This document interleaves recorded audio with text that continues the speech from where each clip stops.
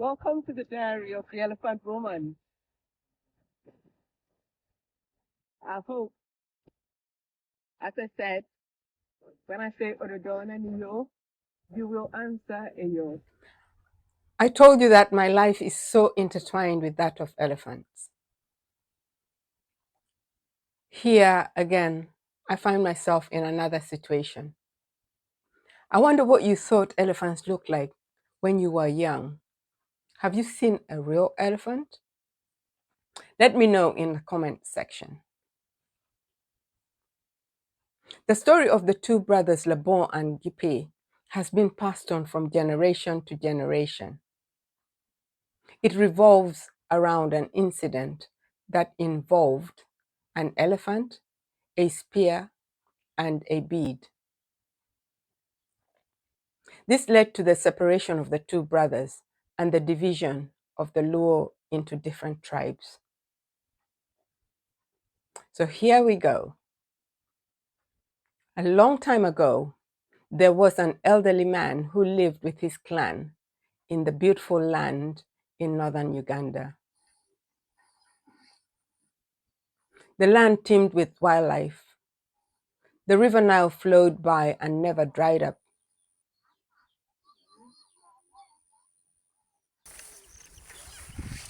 The old man had two sons, Lebon and Gipe. When their father's health started to decline, he called the older son and presented him with a spear. The spear had been handed down through generations. It was a sign of the clan's leadership.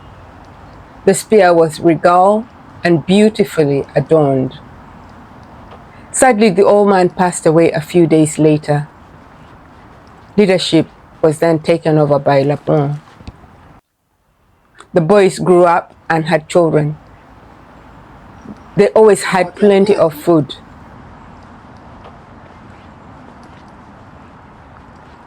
There was peace and quiet and happiness around the village. One day, while Lebon was away, an elephant wandered into their garden. Women and children ran to their huts. Gipi heard the cries and ululations. He rushed to find out what was happening. He saw an elephant destroying the garden of peas, millet, and other crops.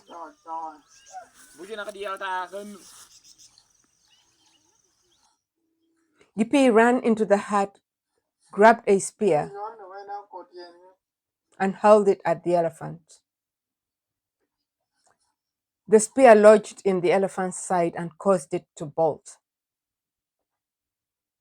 There was excitement throughout the village.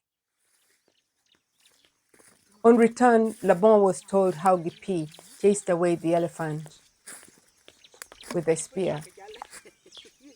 He went to the hut and found out that his spear was missing.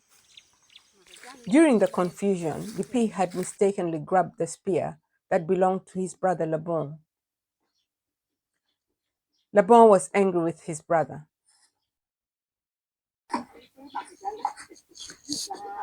Like his father, he hoped to pass the spear to the next generation. He spoke with his brother Gipi. He told Gipi that he must go and find the spear. Gipi wondered how he could track an injured elephant. There were dangerous animals in the forest.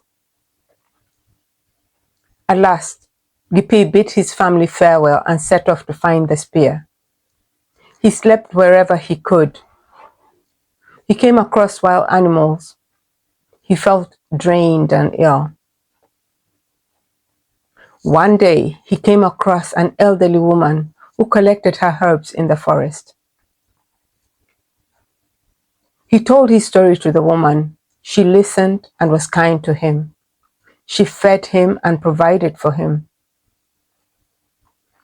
She and Gipi set out daily to find the spear and also collect some herbs. One day they saw a stockpile of skeletons. The elderly woman identified them as elephant bones. Gipi moved closer, checked, and he spotted the spear. He picked it up and broke into a dance of happiness. After a while, they returned to her hut.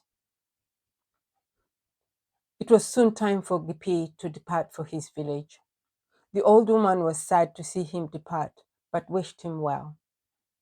She gave Gipi some food for his journey and beads, which Gipi adored. Gipi got home and handed the spear to his brother Labon. His brother was happy to see him back. He had missed him. Now they were united. Gipi enjoyed stringing the beads into lovely designs, and the children always watched him as he threaded the beads. Labongo's daughter joined in and began to play with some beads. She put one in her mouth and accidentally swallowed it. The other children watched. Gipi was alerted by one of the other children about what had just happened.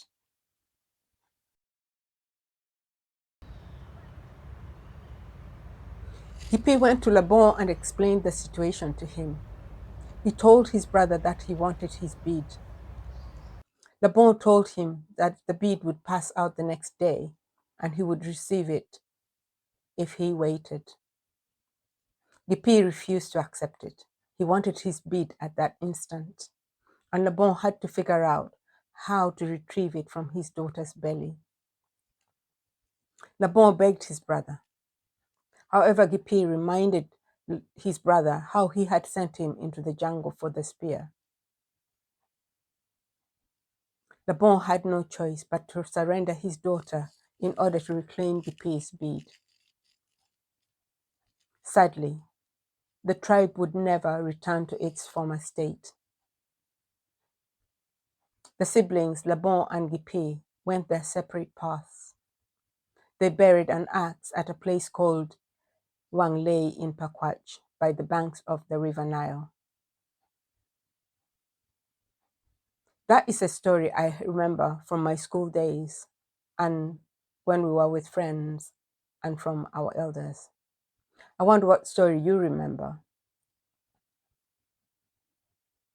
Gipi and his family settled west of the Nile, forming the one community.